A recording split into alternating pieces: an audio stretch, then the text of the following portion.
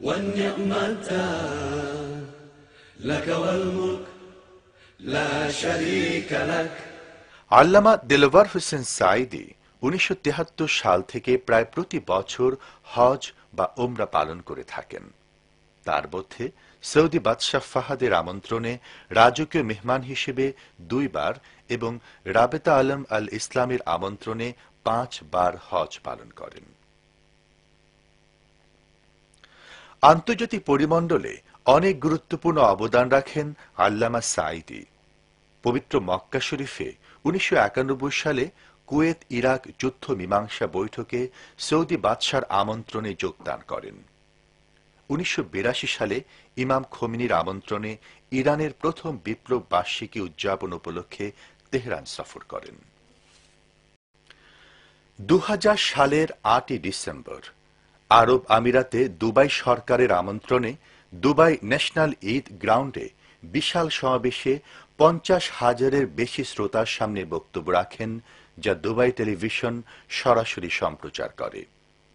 1991 সালে Islamic circle of north America তাকে আল্লামা খেতাবে ভূষিত করে।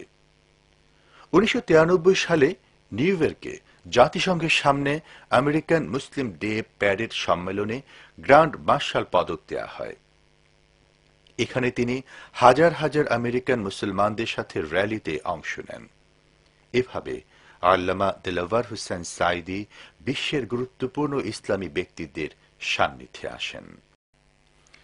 ইউরোপের সবচেয়ে বড় ইসলামী প্রতিষ্ঠান লন্ডন মুসলিম সেন্টার 110 কোটি টাকা ব্যয় নির্মিত এই বিশাল মসজিদ ও কমপ্লেক্সের অর্থ সংগ্রহে আল্লামা সাঈদী প্রত্যক্ষ অবদান রাখেন। এর উদ্বোধনী অনুষ্ঠানে কাবা শরীফের সম্মানিত ইমাম শাইখ আব্দুর রহমান আস-সুদাইসের সাথে আল্লামা দেলওয়ার হোসেন সাঈদীও সেখানে আমন্ত্রিত হন। মূল্যবান বক্তব্য রাখেন হাজার হাজার মুসল্লির উদ্দেশ্যে। ইউরোপের বিভিন্ন অঞ্চল থেকে মুসল্লিরা ছুটে আসেন এই অনুষ্ঠানে। যিনি সকলের রব, হিন্দু, খ্রিস্টান, বৌদ্ধ, তেলি, নাপিত, ভোপা, মুসি, যার নাম মানুষ, তাদের জন্য কোরআন। আর এই কোরআন পুরুষের জন্য, নারীর জন্য, সবার জন্য কোরআন নাজিল হয়েছে যার কাছে। তিনি রহমাতুল্লিল মুসলিমিন নন, শুধু তিনি কি আল্লাহ রাব্বুল আলামিন আর রাসূল। আল্লাহ রাব্বুল আলামিন বলেন, ওয়ামা আরসালনাকা ইল্লা রাহমাতাল লিল আলামিন। তামাম সৃষ্টি জগতের জন্য নবী আপনি, আপনাকে আমি আমার করুণার মুক্ত প্রতীক করে পাঠিয়েছি। সুবহানাল্লাহ। আল্লামা দেলওয়ার হোসেন সাঈদী যখন যে দেশে গিয়েছেন সেখানে মিডিয়া হয়েছে তৎপর। আমেরিকা সফরের সময় ভয়েস অফ আমেরিকা তার সাক্ষাৎকার প্রচার করে। তিনি ওই প্রতিষ্ঠানের সাথে যুক্ত ব্যক্তিদের সাথে মত বিনিময় করেন। তাছাড়া CNN, Tehran radio, television network radio, লন্ডনে Sunrise radio, Bangla TV, Muslim community radio তার সাক্ষাৎকার প্রচার করে। মাঝে মাঝে কোনো কোনো মিডিয়া আল্লামা দেলওয়ার হোসেন সাঈদীর বক্তব্য ইচ্ছাকৃতভাবে কেটে ছেটে বিকৃত করে বিভ্রান্তি সৃষ্টির অপচেষ্টা করে, যেমনটি করেছেন লন্ডনের চ্যানেল 4 এর রিপোর্টার মার্টিন ব্রাইট। অবশ্য পরবর্তীতে সত্য বেরিয়ে আসে। খোদ লন্ডনের বিশিষ্ট ব্যক্তিরা সমর্থন জানায় আল্লামা সাঈদীর প্রতি।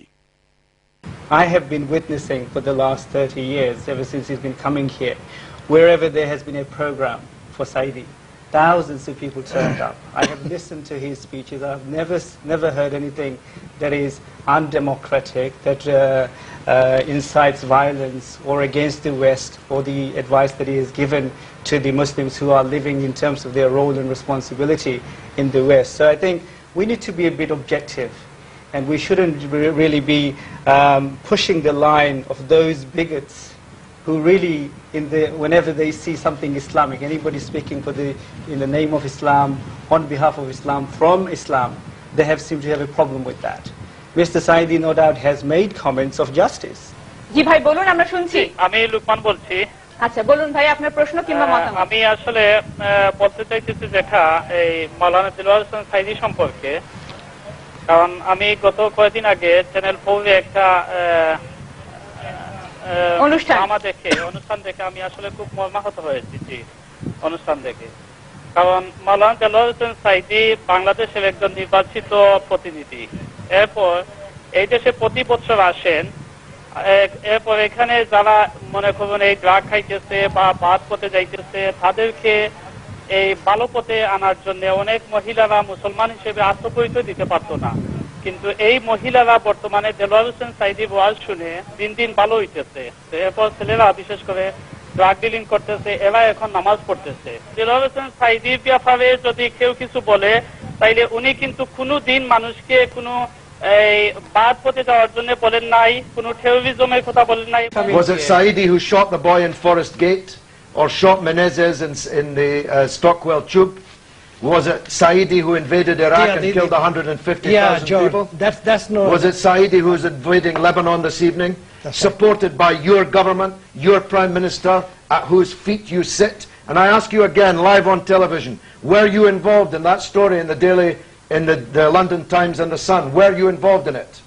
বাংলাদেশেও মিডিয়া জগতে জনপ্রিয় ব্যক্তি আল্লামা দেলোয়ার হোসেন সাঈদী। এছাড়া তার বক্তব্যের অডিও ভিডিও সিডি ছড়িয়ে গেছে দেশের সীমানা ছাড়িয়ে বিশ্বব্যাপী। স্পন্দন অডিও ভিজুয়াল সেন্টারের সিডি ভিসিডি প্রকাশনা অনুষ্ঠানে দেশের শীর্ষস্থানীয় বুদ্ধিজীবীরা প্রাণ খোলা কথা বলেন। বহু বছর ধরে দূর থেকে এবং ক্যাসেটে যার কণ্ঠ শুনে আমি মুগ্ধ হয়েছি, তার সাথে একই মঞ্চে আর উপবেশন করার আমার সৌভাগ্য হয়েছে আল্লামা দেলোয়ার হোসেন সাঈদীর সঙ্গে।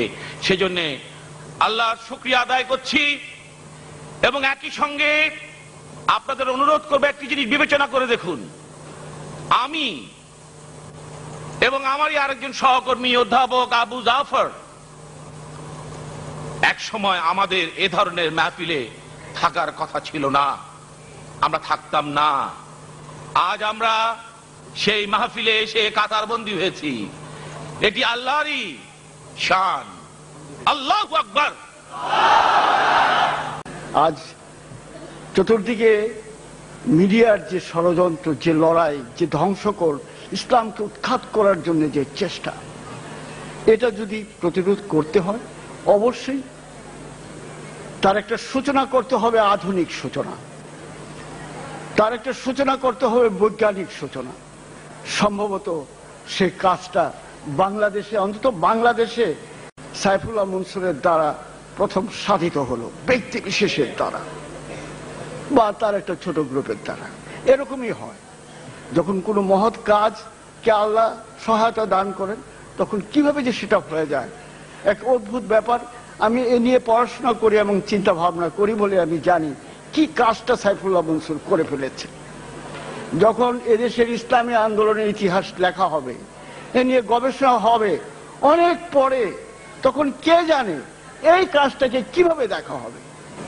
আল্লামা দেলোয়ার হোসেন সাঈদীর পাশে আমি আর আফতাব সাহেব, ডক্টর আফতাব বসছিলাম। আমরা দুজন আলোচনা করছিলাম যে এটা কি হলো।